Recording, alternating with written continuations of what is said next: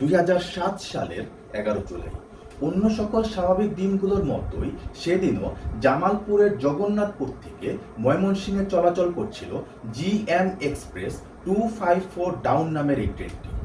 আর সেদিন ট্রেনের চালক হিসেবে উপস্থিত ছিলেন আব্দুল মতিন ও মোহাম্মদ এনায়েত খান। ঘড়িতে তখন দুপুর 3টা বেজে 10 মিনিট। ময়মনসিংহের কাশন নামক একটি জায়গাতে ট্রেনটি এসে যখন পৌঁছায় তখন ট্রেন চালকগণ লক্ষ্য করেন রেল লাইনের বাম পাশ থেকে বেশ কয়েকজন নারী ও পুরুষ একই সাথে হাত ধরাধরি করে রেল লাইনের উপর উঠে এসে বসে পড়েছে। একই পরিবারের নারী পুরুষ শিশু মিলে মোট 9 জন মানুষ রেল লাইনে বসে আছে এবং সবারই একটাই উদ্দেশ্য। প্রথমে রেলের চালকগণ সতর্কতা স্বরূপ হুইসেল দেন।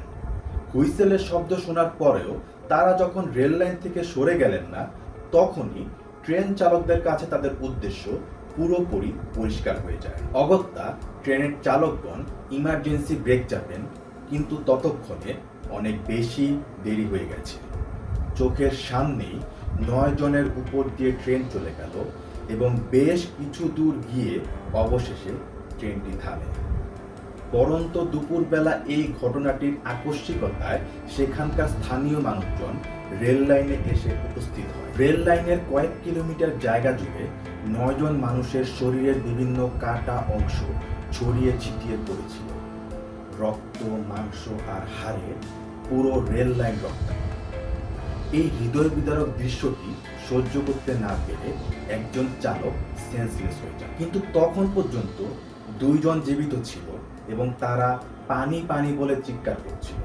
স্থানীয় লোকজন তাদেরকে পানি খাইয়ে হাসপাতালে পাঠানোর চেষ্টা করেন, কিন্তু তার আগেই তারা পরপারে পাড়ি জমান।